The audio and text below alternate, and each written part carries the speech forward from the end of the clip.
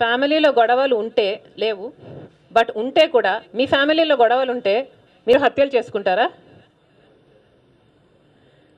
మా పెదనాన్నగారు జార్జి రెడ్డి గారు లేరు. రెండో స్థానంలో మా నాన్న రాజశేఖర రెడ్డి గారు లేరు. మూడో స్థానంలో మా ఇంటి పెద్దగా ఉన్నది వివేకానంద రెడ్డి గారు. అలాంటిది ఆయనను అతి దారుణంగా చంపారు. అసలు ఎవరైనా చూస్తే ఆ కిరాతకాన్ని చూస్తే ఎవరికైనా చేసింది మనుషుల మృగాల, వీళ్ళకి అసలు మనసు అనేది ఉందా అనిపిస్తుంది. అంత ఘోరంగా చంపారు. పైగా మళ్ళీ మేమే చేశామంటున్నారు. అంటే బాధితులం మేము, కానీ బాధితులనే అక్యూజ్డ్ని చేస్తే అప్పుడు విక్టమ్ ఏం చేస్తారు, ఆ బాధితులు ఏం చేస్తారు? డిఫెన్స్లో పడతారు. సో మేము డిఫెన్స్లో పడాలి, యాక్చువల్ క్రిమినల్స్ ఏమో స్కాట్ కిక్స్ ఫ్రీగా పోవాలి.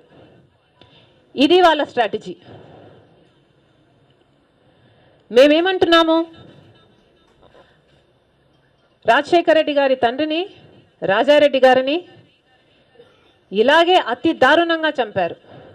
అప్పుడు కూడా చంద్రబాబు గారు ముఖ్యమంత్రి, తెలుగుదేశం పార్టీ వాళ్ళే చంపారు. వాళ్ళకి చంద్రబాబు గారు అండగా నిలబడ్డాడు. ఇప్పుడు అదే జరిగింది. మా ఇంటికి పెద్దగా ఉన్న వివేకానంద రెడ్డిని చంపారు. చంద్రబాబు గారే ముఖ్యమంత్రిగా ఉన్నారు.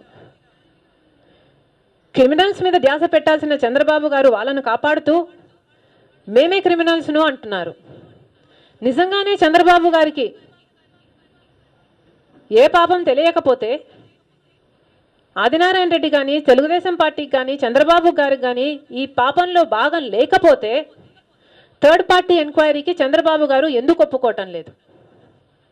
దమ్ముంటే థర్డ్ పార్టీ ఎంక్వైరీ చేసుకోమని చెప్పండి.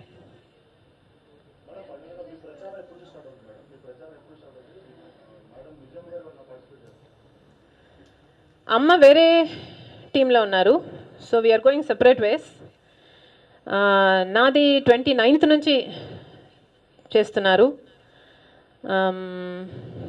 యా, ఆ ఫైన్ డీటెయిల్స్ని they are working out.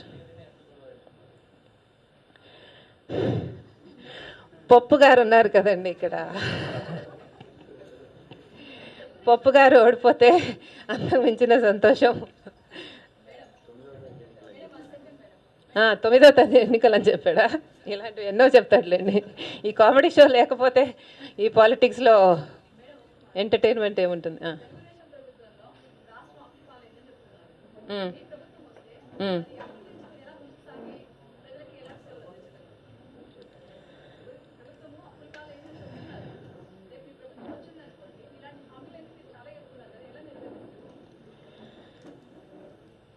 There is a team of people working on it. We are confident that మేము ప్రతి హామీ నెరవేర్చగలము అన్న నమ్మకం ఉంది కనుకనే హామీలు ఇస్తున్నాము. అప్పుల గురించి 40 ఏళ్లలో ఉమ్మడి రాష్ట్రం, ఉమ్మడి ఆంధ్రప్రదేశ్ ఎన్ని అప్పులు చేసిందో చంద్రబాబు గారు కేవలం ఈ 5 ఏళ్లలోనే అంత అప్పు చేశాడు. మీరు ఎప్పుడైనా నన్ను ప్రశ్నించారా? ఎలా ముందుకు తీసుకెళ్తారు అన్నది ప్లాన్ ఉంది కనుకనే మమ్మల్ని ఎన్నుకోండి, మేము చేస్తాము అంటున్నాం. సో మీరు అది చూడాలంటే, తెలుసుకోవాలంటే మమ్మల్ని ఎన్నుకోండి, మీరు కూడా ప్రచారం చేయండి.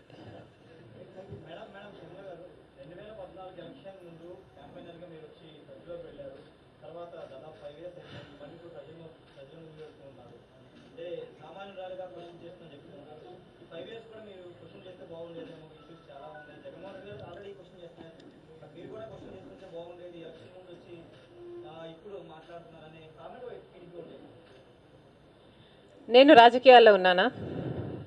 నేను ఎంపీనా? నేను ఎమ్మెల్యేనా? అందుకే చెప్పాను ఒక సామాన్యురాలిగా మాట్లాడుతున్నాను అని. సామాన్యులు ఎప్పుడైనా మాట్లాడచ్చు, కానీ ఈ సమయం చాలా కీలకం. ఇప్పుడు పొరపాటు చేస్తే చరిత్ర మనల్ని క్షమించదు. ఇప్పుడు పొరపాటు చేస్తే ఆంధ్రప్రదేశ్లో అభివృద్ధి అన్నది సమాధి కట్టుకోకపోతుంది. Now it's important ఇప్పుడు మాట్లాడడం అవసరం. Anything else? Thank you.